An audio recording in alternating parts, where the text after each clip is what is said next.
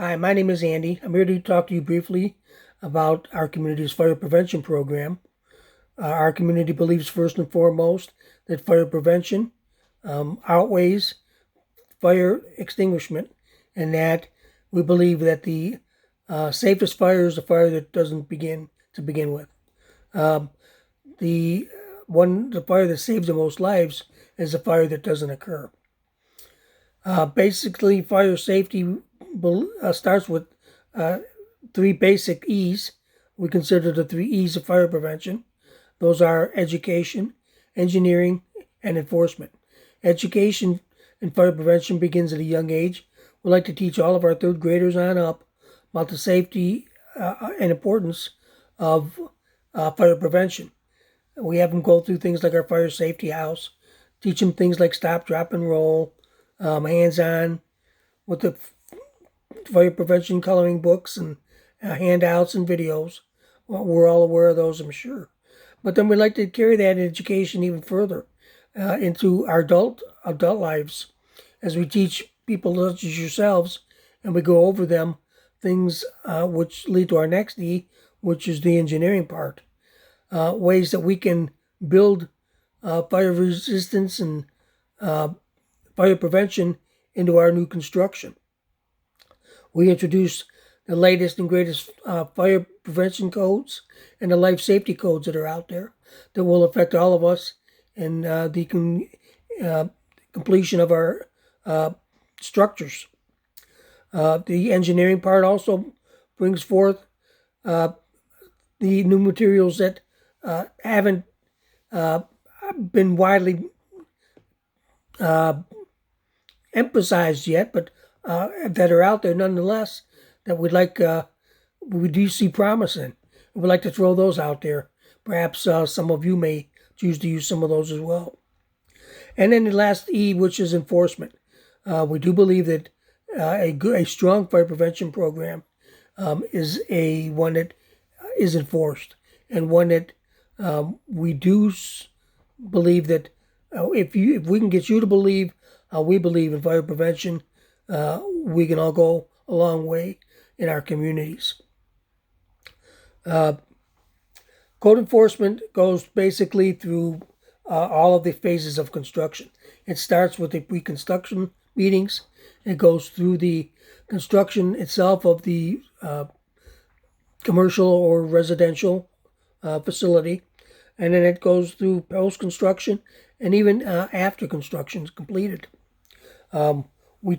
We'll do regular building inspections so that we can look at issues that perhaps may have gotten over that were overseen, that may have gotten missed, or that perhaps we didn't know at the time should have been incorporated. So we'll look at those things as well, even after construction has been completed, if need be. All new construction is expected to comply then with these codes and regulations. Existing businesses will be kept abreast of any of these new codes, and then at that point, we will discuss the code options with them. If we feel that together that it's something we can reasonably incorporate into their facility, and if not, what other route we can take. Always, in all routes, in all avenues, will be explored to see what we can come up with.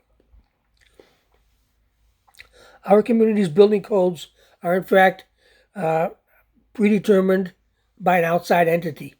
Our codes, this outside entity knows what codes would work for our community and our zoning areas, and so those are the codes they assign to us. Of course, we all are governed by the federal BOCA codes. We do follow all of those codes, and we expect all of our construction contractors to do so as well. All codes are further underwritten by Underwriters Laboratories and the NFPA, so that no stone goes unturned. We make sure that we are using, in fact, the safest materials out there, and we are building our structures in full 100% code compliance. Two of the primary tests that are used to determine what the codes that we we follow are things that are called the flame spread rating test, which actually determines how long a material will hold the fire before it actually spreads it or passes it on. The higher the flame spread rating, the longer it'll hold the fire, and the higher the rating it's going to have. Class A has the greatest rating and has the greatest resistance, followed by Class B and then Class C, which has the lowest rating or the lowest resistance. And then we also use the heat release rate test, which tells us how long a material will hold on to that heat before it passes it on and spreads the fire.